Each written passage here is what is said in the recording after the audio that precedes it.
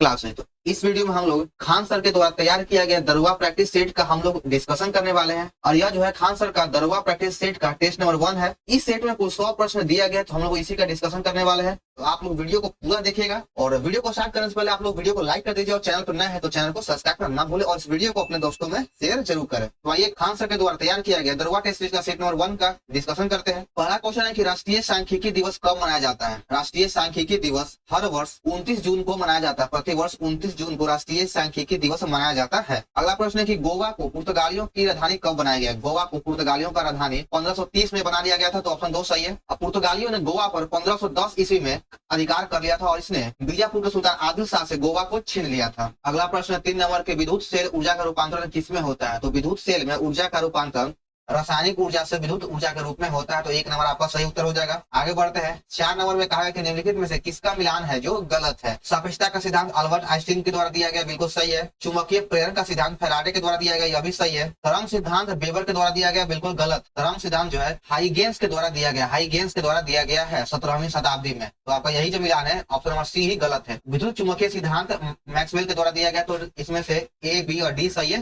3 गलत था। कौन उष्णकटिबंधीय घास का मैदान है। इन चारों ऑप्शन में से आपका सवाना जो है यह उष्णकटिबंधीय घास का मैदान है जो अफ्रीका में पाया जाता है। राष्ट्रीय आपातकाल निम्न आधारों पर लगाया जाता है। जो राष्ट्रीय आपातकाल होता है इसका उल्लेख अनुच्छेद 352 में किया गया है। हमारे देश में 3 प्रकार का आपातकाल, एक राष्ट्रीय आपातकाल जो अनुच्छेद 352 में इसका उल्लेख है, राष्ट्रपति शासन जिसका उल्लेख 356 में है और वित्तीय आपात 360 में किया गया है। तो ये पूछा गया कि राष्ट्रीय आपातकाल किस आधार पर लगाया जाता है। तो राष्ट्रीय आपातकाल युद्ध, बाह्य आक्रमण, सशस्त्र विद्रोह, इन तीनों के आधार पर लगाया जाता है। तो आपका ऑप्शन नंबर डी सही हो जाएगा, ए, बी, सी। आंतरिक अशांति जो है इस कारण से राष्ट्रीय आपातकाल नहीं लगाया जाएगा। यह 44वां संविधान 1978 के द्वारा इसको हटा दिया गया था कि इस कारण से आप राष्ट्रीय आपातकाल नहीं लगा सकते हैं। धन विधेयक की परिभाषा किसमें वर्णित है। धन विधेयक का परिभाषा अनुच्छेद 110 में किया गया, 2 नंबर सही हो जाएगा। अनुच्छेद 109 में कहा गया है कि धन विधेयक के संबंध विशेष उपबंध के बारे में इसमें कहा गया है। अनुच्छेद 117 के अंतर्गत वित्त विधेयक के बारे में विशेष उपबंध दिया गया है। 109 में धन विधेयक के संबंध में विशेष उपबंध और 117 में वित्त विधेयक के संबंध में विशेष उपबंध दिया गया। 100 के अंतर्गत अनुच्छेद 100 में गणपूर्ति का बात कहा गया है। वर्तमान में रेलवे बोर्ड के नए सीईओ एवं अध्यक्ष किसको बनाया गया है। तो देखिए इस क्वेश्चन ऑप्शन के अकॉर्डिंग सही हो जाएगा जया वर्मा सिन्हा, ये पहली महिला थी, लेकिन अभी वर्तमान में सतीश कुमार रेलवे बोर्ड के सीईओ और अध्यक्ष हो चुके हैं। तो अब लेकिन सही होगा अब सतीश कुमार। G20 का 19वां 2024 में सम्मेलन कहाँ हुआ है। G20 का 2024 में सम्मेलन ब्राजील में किया गया, आपका 2 नंबर सही है। पुलकेशिन द्वितीय के द्वारा नर्मदा नदी के किनारे हर्षवर्धन के पराजय का प्रमाण मिलता है, तो इसका उल्लेख किसमें है। तो इसका जो उल्लेख है वह एहोल अभिलेख में किया गया। एहोल अभिलेख का संबंध पुलकेशिन द्वितीय से है और इसी में पुलकेशिन द्वितीय और हर्षवर्धन के बीच में युद्ध का प्रमाण दिया गया है जो नर्मदा नदी के तट पे हुआ था। दिल्ली सल्तनत का एक मात्र सुल्तान जिसने अपनी आत्मकथा स्वयं लिखा था, तो उस सुल्तान का नाम है फिरोज शाह तुगलक। फिरोज शाह तुगलक ने ही अपनी आत्मकथा स्वयं लिखा है। 9 डिग्री अक्षांश किसको अलग करता है। 9 डिग्री जो अक्षांश हो जाएगा यह मिनिकॉय और काबादती को अलग करता है। ऑप्शन नंबर ये सही हो जाएगा। अगर बात करें मालदीव और मिनिकॉय, तो मालदीव और मिनिकॉय 8 डिग्री चैनल के द्वारा अलग होता है और अंडमान निकोबार जो होता है यह 10 डिग्री चैनल के द्वारा अलग होता है। तो इसमें से ऑप्शन ये सही है। आगे बढ़ते हैं कि कपास अनुसंधान संस्थान कहाँ है। कपास अनुसंधान संस्थान नागपुर में स्थित है, 3 नंबर सही हो जाएगा। आगे देखिए भारत में सिंधु नदी के सबसे बड़ी सहायक नदी कौन सी है। भारत का सिंधु नदी का सबसे बड़ा सहायक नदी चिनाब नदी है, तो 2 नंबर सही हो जाएगा चिनाब। आवर्त में बाएं से दाएं जाने पर परमाणु का आकार क्या होगा। अगर आवर्त सारणी में हम अगर बाएं से दाएं जाएंगे तो इसमें से परमाणु का आकार क्या होता है। तो परमाणु का आकार घटेगा, बाएं से दाएं जाने पर परमाणु का आकार घट जाता है, तो 1 नंबर सही है। आगे देखिए 16 नंबर में कहा गया कि अम्ल में समांतर गुण पाया जाता है। अम्लों में कौन सा गुण पाया जाता है। तो अम्ल जो होता है वो प्रोटॉन को दे सकता है, यह बिल्कुल सही है। यह इलेक्ट्रॉन को देता है, बिल्कुल गलत है। यह इलेक्ट्रॉन को नहीं दे सकता है, यह इलेक्ट्रॉन लेता है। तो जो अम्ल होता है वो प्रोटॉन देता है और इलेक्ट्रॉन को लेता है। इसमें से ए और सी सही है, तो इसका सही उत्तर हो जाएगा ऑप्शन नंबर सी, ए और सी दोनों। आर्य महिला समाज की संस्थापक कौन है। आर्य महिला समाज का संस्थापक पंडित रमाबाई है। ऑप्शन नंबर ये सही है, पंडित रमाबाई के द्वारा ही आर्य महिला समाज का स्थापना किया गया है। बुद्ध की प्रथम मूर्ति प्राप्त हुआ इस काल में। जो बुद्ध का जो प्रथम मूर्ति था वह गंधार काल में पहली बार प्राप्त किया गया, 2 नंबर सही है। बोधिसत्व पद्मिनी का चित्र किसमें मिला है।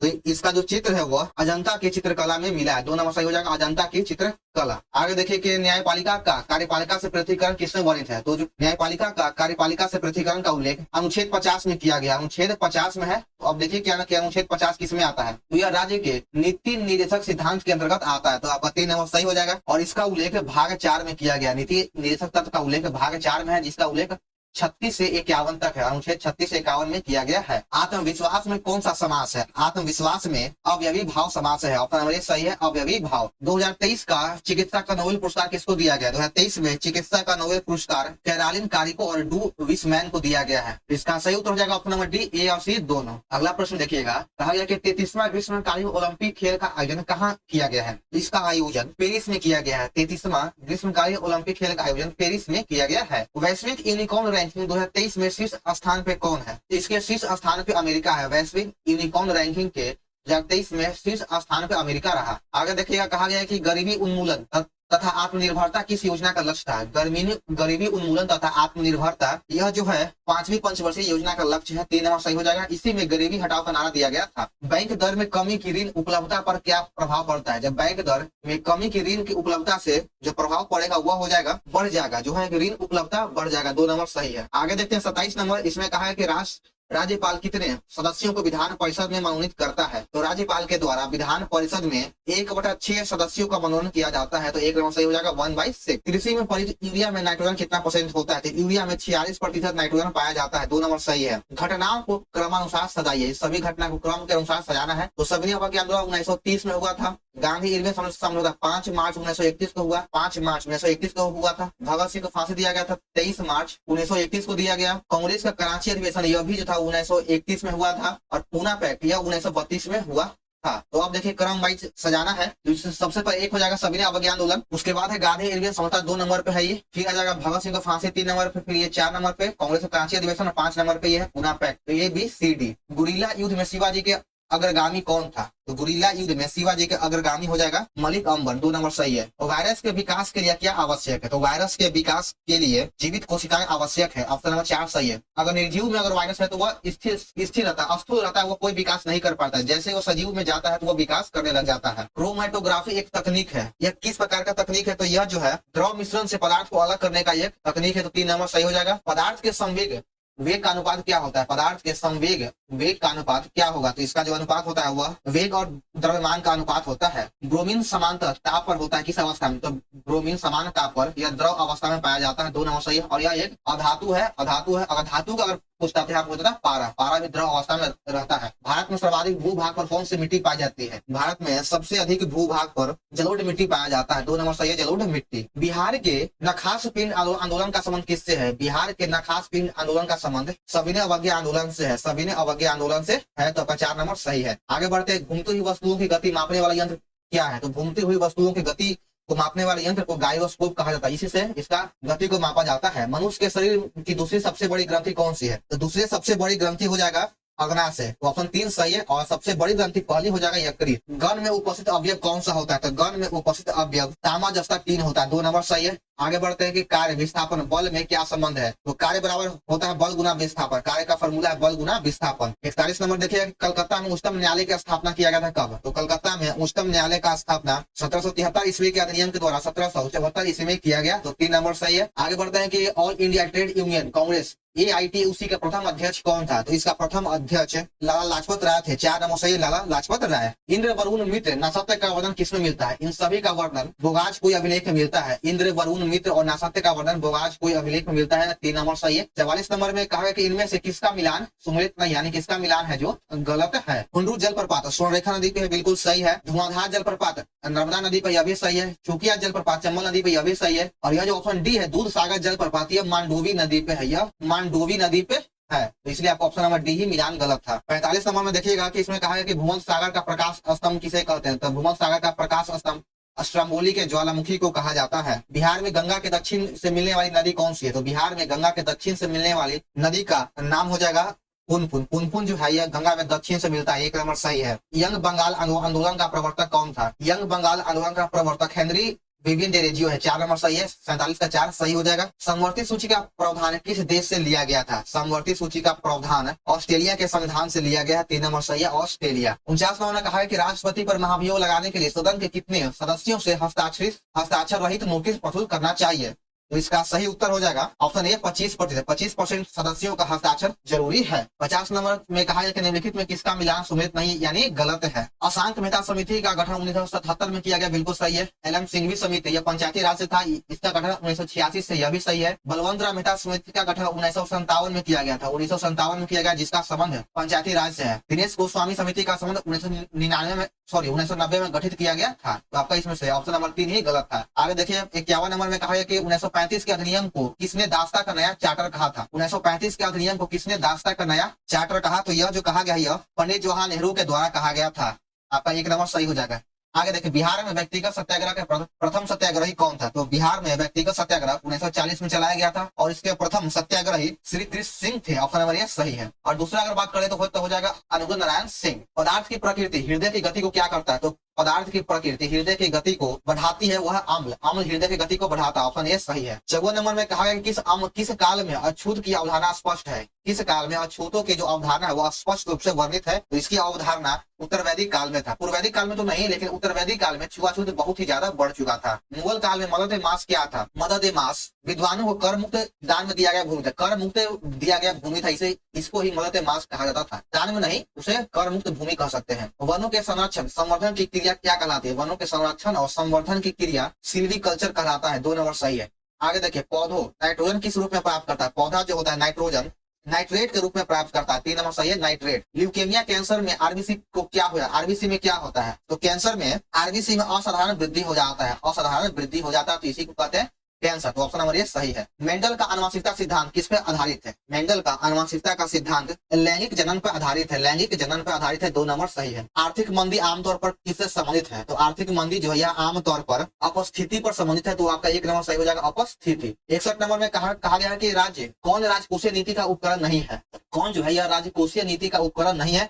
तो इसका सही उत्तर हो जाएगा 3 number open market operation. 3 number सही है। आगे देखिए 62 नंबर में अलीनगर की संधि किसके मध्य हुआ था। अलीनगर का संधि सिराजुद्दौला और रॉबर्ट क्लाइव के बीच हुआ था। और अलीनगर का संधि 9 फरवरी 1757 को हुआ था। 9 फरवरी 1757 को अलीनगर का संधि सिराजुद्दौला और रॉबर्ट क्लाइव के बीच में हुआ था। आगे देखिए 63 नंबर में कहा गया कि भोजन का सर्वाधिक अवशोषण कहाँ होता है। तो भोजन का सबसे अधिक अवशोषण इलियम में होता है। आपका ऑप्शन नंबर 3 हो जाएगा, इलियम। राष्ट्रपति का विधेयक पर सहमति या वापस लौटाना किस अनुच्छेद में वर्णित है। राष्ट्रपति का विधेयक पर सहमति वापस लौटाना इसका उल्लेख अनुच्छेद 111 में किया गया है। 2 नंबर सही है, अनुच्छेद 111। राष्ट्रीय आपातकाल के समय लोकसभा का कार्यकाल बढ़ाया जा सकता है। ये बिल्कुल सही है कि राष्ट्रीय आपातकाल के समय लोकसभा का कार्यकाल बढ़ाया जा सकता है, लेकिन कितने समय के लिए। तो इसको अनिश्चित काल तक है, लेकिन एक बार में 1 वर्ष के लिए। इसको अनिश्चित काल तक बढ़ा सकते हैं, लेकिन एक बार में 1 वर्ष के लिए बढ़ा सकते हैं। तो ऑप्शन नंबर 4 बिल्कुल सही है। यह इंदिरा गांधी के समय भी लोकसभा कार्यकाल को बढ़ाया गया था 1 वर्ष के लिए। जीवाणुओं की कोशिका भित्ति किसकी बनी होती है। जीवाणुओं की कोशिका भित्ति देखिए, अगर बात करें ऑप्शन में जीवाणुओं की कोशिका भित्ति पेप्टिडोल काइकोन का बना होता है। तो इसमें ऑप्शन कोई नहीं है, लेकिन अगर ऐसा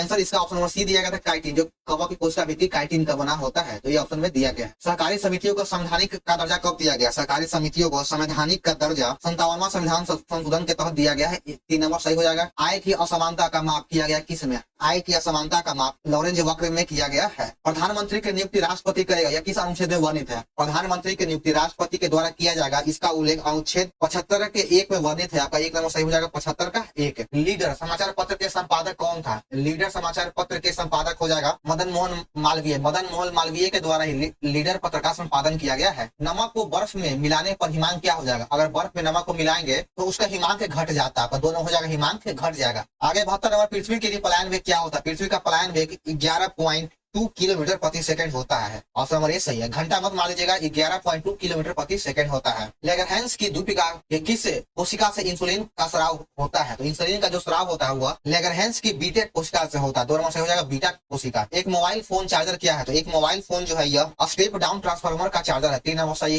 हो जाएगा। आगे देखिए कि वस्तु की मात्रा बदलने पर क्या अपरिवर्तित रहेगा। तो वस्तु की अगर मात्रा को अगर बदल दिया जाए तो उसमें से तो इसका सही उत्तर हो जाएगा ऑप्शन नंबर डी, घनत्व। वस्तु की मात्रा बदलने पर घनत्व अपरिवर्तित रहेगा। दीवाने मुश्तक राज्य विभाग की स्थापना किसके द्वारा किया गया था। दीवाने मुश्तक राज्य विभाग की स्थापना अलाउद्दीन खिलजी के द्वारा किया गया है। 4 नंबर सही है। सिंध का विलय कब किया गया था। सिंध का विलय 1843 ईस्वी में कर दिया गया था। सिंध का विलय ब्रिटिश राज्य में 1843 में कर दिया गया था। अखिल भारतीय किसान सभा का प्रथम अधिवेशन कहाँ हुआ था। अखिल भारतीय किसान सभा का पहला अधिवेशन लखनऊ में किया गया था। चलिए आगे बढ़ते हैं कि इंडियन रिफॉर्म एसोसिएशन की स्थापना किसके द्वारा किया गया। इसकी स्थापना केशव चंद्र सेन के द्वारा किया गया था। आगे बढ़ते हैं 1857 की क्रांति के समय ब्रिटिश प्रधानमंत्री कौन था? तो 1857 के क्रांति के समय ब्रिटेन का प्रधानमंत्री लॉर्ड पामस्टन था। 4 में से लॉर्ड पामस्टन। महाराष्ट्र सरकार के द्वारा पहला उद्योग रत्न पुरस्कार दिया गया है। कौन सा उद्योग रत्न पुरस्कार महाराष्ट्र सरकार के द्वारा दिया गया? तो इसका हो जाएगा ऑप्शन बी सही हो जाएगा रतन टाटा पुरस्कार। भारत ने चंद्रमा पर अंतरिक्ष यात्री भेजने का लक्ष्य कब तक रखा है? तो भारत के द्वारा अंतरिक्ष यात्रियों को चंद्रमा पर भेजने का लक्ष्य 2040 तक रखा गया या निर्धारित किया गया है। 83 नंबर में देखिएगा कि हाल ही में चंद्रमा अंतरिक्ष यान को चलाने के लिए भांस का उपयोग किस देश की एजेंसी ने किया था? चंद्रमा अंतरिक्ष यान को चलाने के लिए भांस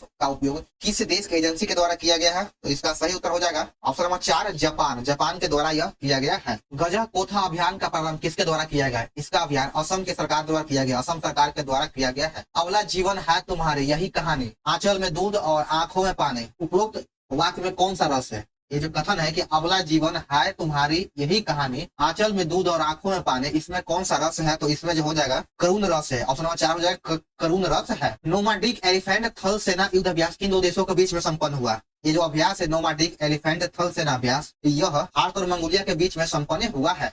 हरित हाइड्रोजन के लिए भारत ने किसके साथ समझौता किया? हरित हाइड्रोजन के लिए भारत ने सऊदी अरब के साथ समझौता किया है। 2 नंबर सही हो जाएगा Saudi Arab. Change into direct to indirect, she asked me what is your name, इसका इनडायरेक्ट हो जाएगा she asked me that what is your name. Option A सही है।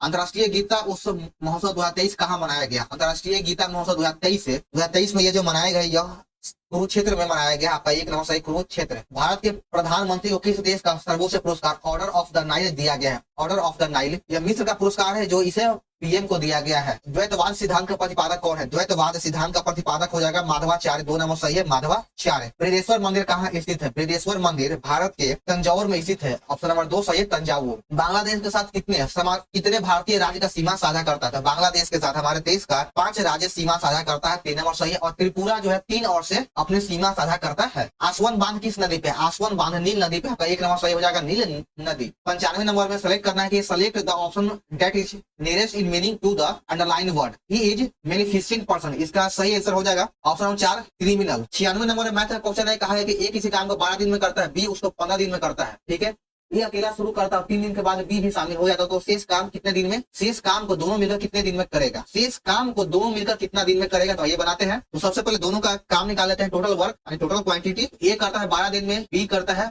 15 दिन में, तो इसका टोटल वर्क हो जाएगा 60 यूनिट। 60 यूनिट। तो ए का 1 दिन का काम हो जाएगा 12 5 60 और बी का हो जाएगा 4 भाग। एक दिन का 1 भाग इसका हो गया, 1 दिन में किया गया काम का भाग है ये। ठीक है, तो पहले 3 दिन एक काम कर लेता है, तो 3 दिन में एक द्वारा किया गया काम कितना हो जाएगा? 15 भाग ये काम एक कर चुका है, तो 15 इसको घटा देंगे तो बच गया 45 भाग काम। तो अब 45 भाग काम दोनों मिलकर कितना दिन में करेगा? तो दोनों मिलकर 1 दिन में करता है 9 भाग काम, तो 9 से भाग दे देंगे तो 9 बचे 45, ये दोनों मिलकर 5 दिन में ये काम करेगा। तो ऑप्शन ए सही हो जाएगा 5 दिन। चलिए, आशा है कि आप लोग समझ गए होंगे। ठीक है, चलिए आगे बढ़ते हैं। 97 नंबर में कहा गया है कि एक नल हौज को 8 घंटे में भर सकता है, भर देता है। ठीक है, एक नल जो है एक टंकी को 8 घंटे में भर देता है, दूसरा उसको 16 घंटे में खाली कर देता है। अगर दोनों एक साथ खोल दिया जाए तो कितने समय में हौज भर जाएगा? एगो भरता है एगो खाली करता है। ठीक है, तो दोनों को खोला जाए साथ में तो कितने समय में दोनों भर देगा? तो एगो भर रहा है 1/8 और एगो खाली कर रहा है, खाली करने वाला को माइनस लेंगे। ठीक है, बस इसको यहाँ पे इसको एलसीएम इसका 16 आ जाएगा, 8 दूना 16 और 1/16, तो 16 घंटा में यह इस नल को भरेगा। तो इसका नंबर 3 हो जाएगा, सही आंसर है। बहुत ही आसान प्रश्न